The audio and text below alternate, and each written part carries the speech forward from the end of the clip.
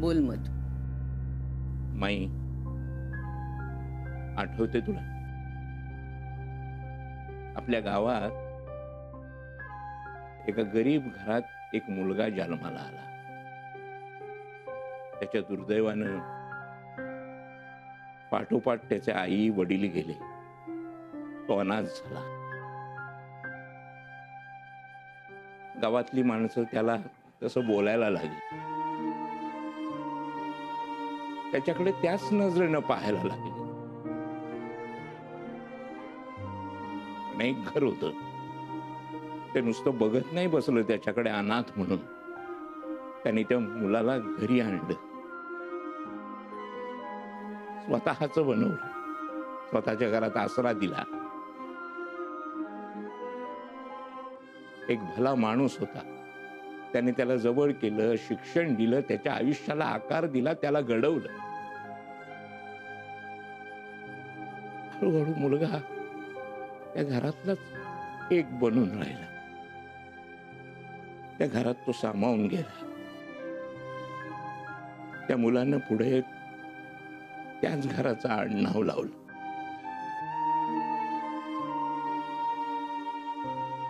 मी मधु दळवी. मी जरा विचार कर, त्यावेळेला जर या अनाथ मुलाला तुझे सासरे मिळाले नसते,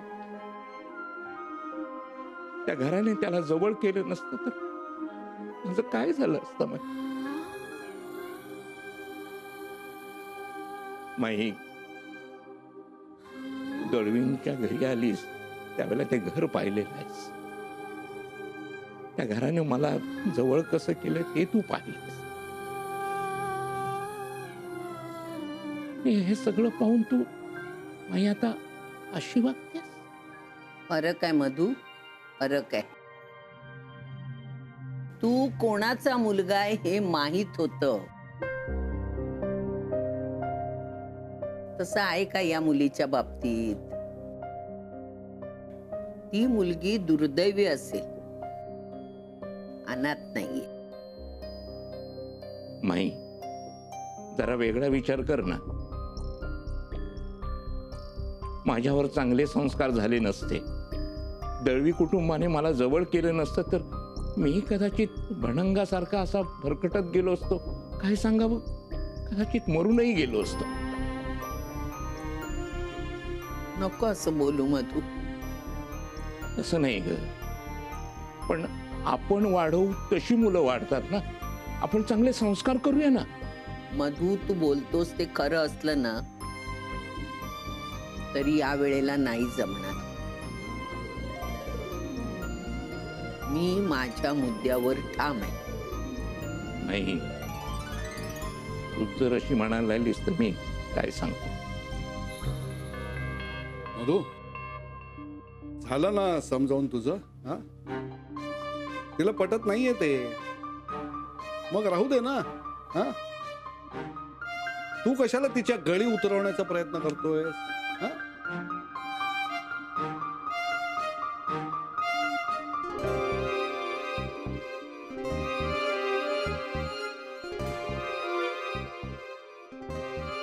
नाही, मी काय म्हणतो,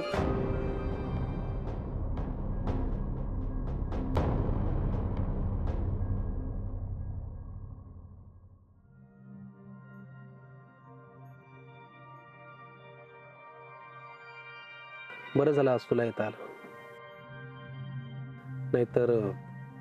नाहीतर काय? नाहीतर बोलणं पुढे गेलं असतं आणि गैरसमज वाढले असते. कसला गैरसमज सलील?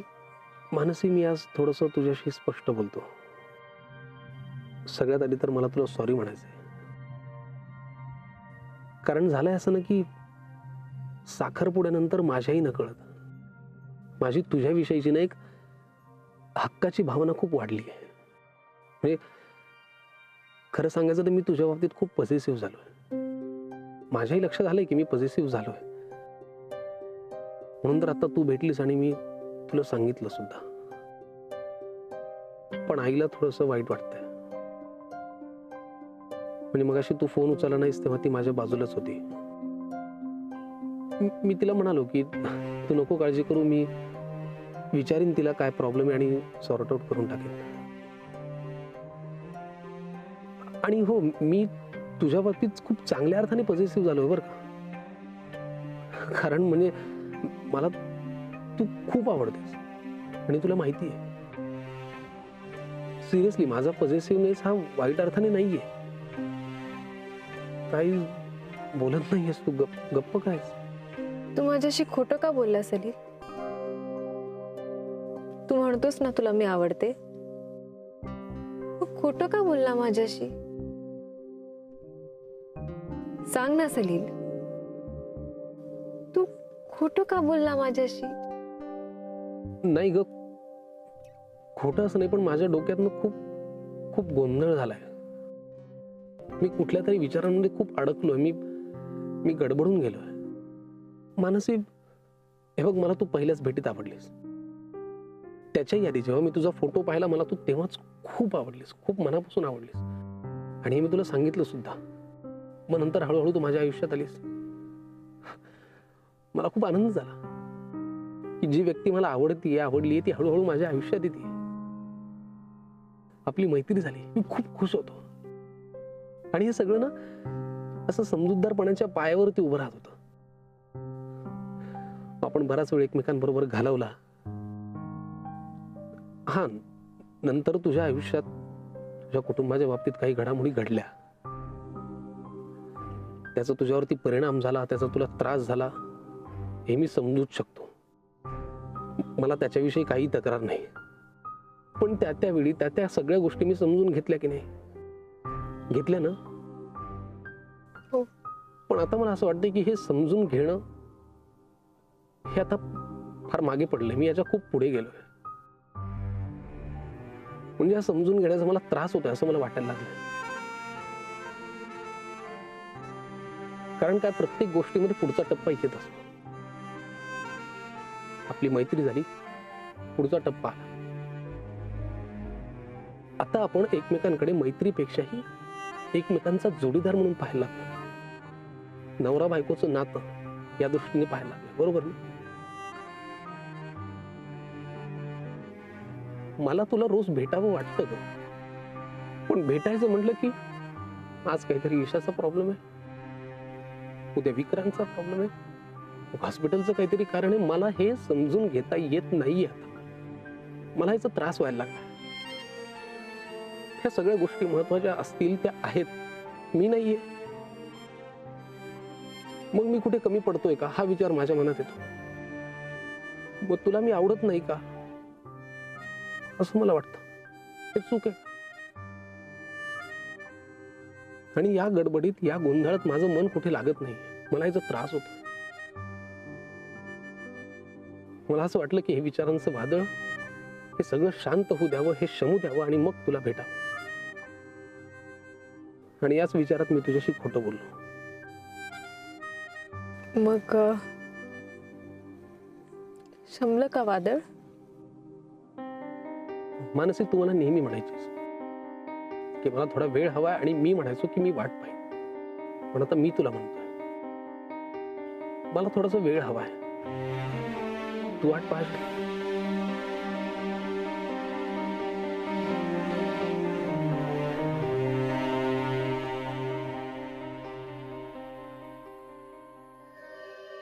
वा, आज गोडाचा शिरा उगाच केला अलकीनं.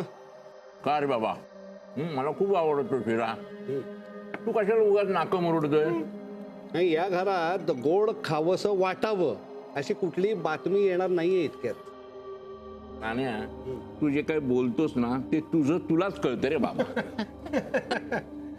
नाही, अलके, शिरा एकदम झकास झालाय, मस्त. आवडलं ना? हे काय, गीता आणि मोहन नाही आले?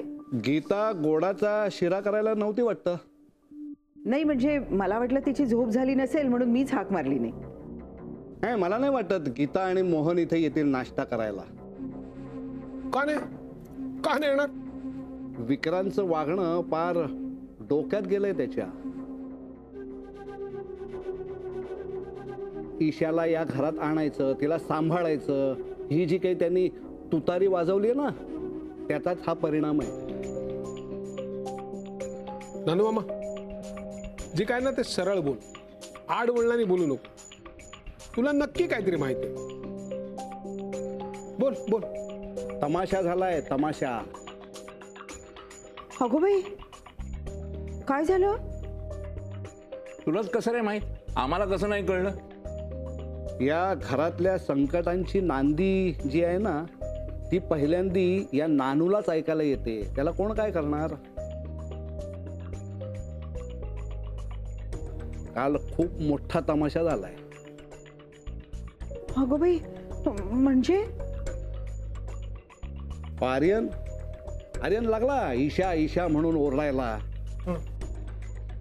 तिच्याशी आम्ही का खेळायचं नाही असं विचारल्या मोहन जो भडकला आणि त्यानं हात उगारला त्याच्यावर. मग काय, गीता सुद्धा घाबरली, ओरडली. पोरांची रडारड, झालं भांडण. तर या विक्रांतमुळे हे सगळं घरात चाललंय आणि आपण इथे गोडाचा शिरा खातोय. वा. नाही म्हणजे मला काहीच माहिती नव्हतं. मी काही मुद्दाम नाही केला.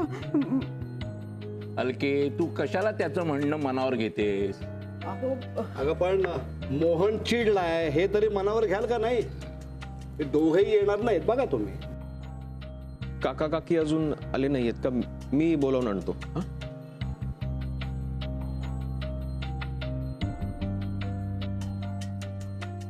आधीच तिकडे आग लागलीये, आता हा गेलाय तिथं तेल ओतायला.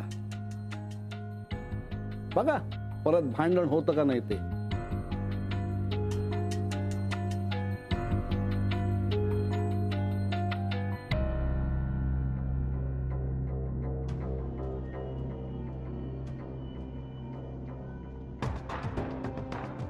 बाबा, आई, बाबा, बाबा, इथे इथे कुणीच नाहीये. काय असं कसं?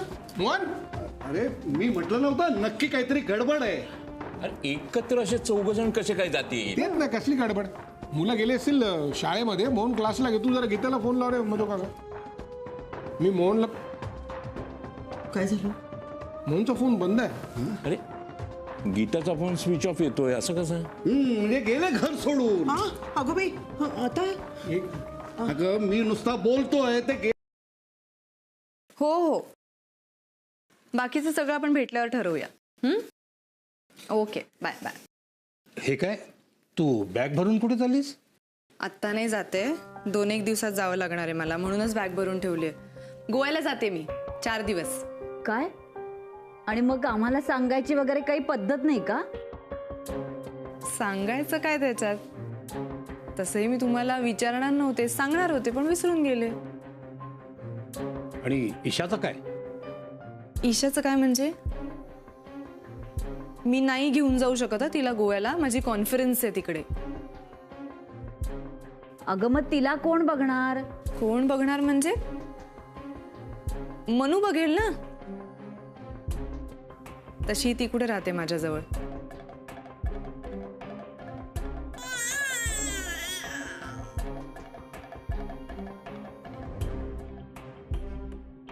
मोना, ईशाकडे सारखं लक्ष द्यावं लागतं. म्हणजे तुम्ही मला का सांगताय? इतके दिवस तुम्ही लक्ष देत होतात ना, मग मला कशाला अडकवताय आता? मानसी बघेल ईशाचं. ती पण बेंगलोरला चाललीये. तू ईशाला बँगलोरला नेत नाहीयेस का? शक्य असतं तर नक्कीच घेऊन गेले असते, पण आता जर मी ईशाला सोबत नेलं तर कदाचित माझं बँगलोरला जाणंच कॅन्सल होईल. ओके, मग तुम्ही दोघं लक्ष द्या ईशाकडे. 1 मिनिट. हॅलो. ओ गॉड, सॉरी, निघते मी. हो सॉरी, मला यायला जरा उशीर होईल, कारण ते गोव्याच्या कॉन्फरन्सचं काम आहे ना, म्हणून. हां हो, पोचते. येस.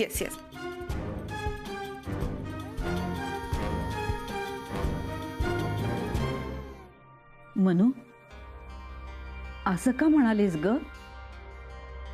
बेंगलोरला जाणं कॅन्सलच होईल म्हणजे? मनू काय झालंय? अगं तू तरी सगळं सांग ना. काय ना, माझा बराच वेळ ईशाकडे लक्ष देण्यात जातोय, त्यामुळे सलीलला नीट वेळ देता येत नाहीये. म्हणून आता तो विचार करतोय. काय? हे बघ, ईशाला आम्ही सांभाळू, कळलं तुला? तू आधी त्याच्या घरी जा, त्याच्याशी बोल, माफी माग त्याची. जा बघू तू. मनू, आम्ही बाळाकडे बघू म्हणून सांगितलं ना, तू जा आधी.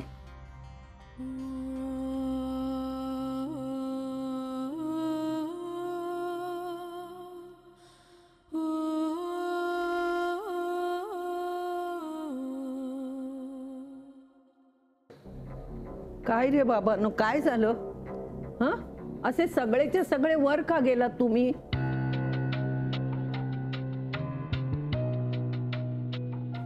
नाही काय नाही. मोहन घरात नाहीये. हो का? मग त्यात काय झालं? रोज तो या वेळेला क्लासला जातो. नाही तसं नाही, मग ती चौघही त्यांच्या खोलीत नाहीये. नाही म्हणजे कुठेतरी बाहेर गेला असेल, न सांगता गेलाय.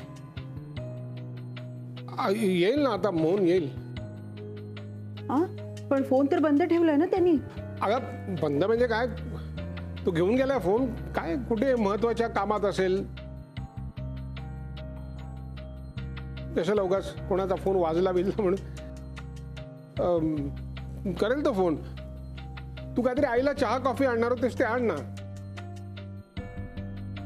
अहो पण मी मला अलके, तू मला सांग काय झालं? अगं बाई मी नाही, तू पण कमाल करतेस. हा खबऱ्या नानू इथं उभा असताना तू या सगळ्यांना कशाला विचारतेस? तुला काय वाटतं की हे सगळे तुला खरं सांगतील? खरं म्हणजे? नाही आजी, मोहन काका, गीता काकी, आर्यन आणि अथर्व त्यांच्या रूम मध्ये नाही आहेत.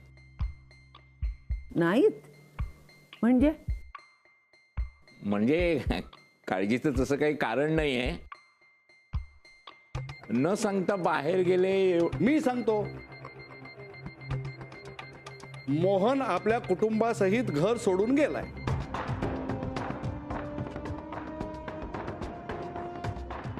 तू जरा गप्प बसशील का नानू मामा? त्यांना काय होणार आहे? आई आई, तुम्ही नका काळजी करू.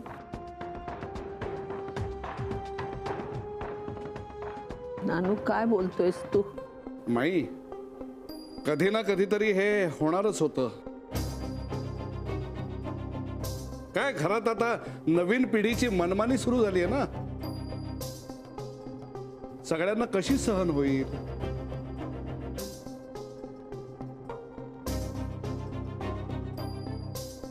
लग्न झाल्यापासून नुसता मनस्ताप देतोय हा.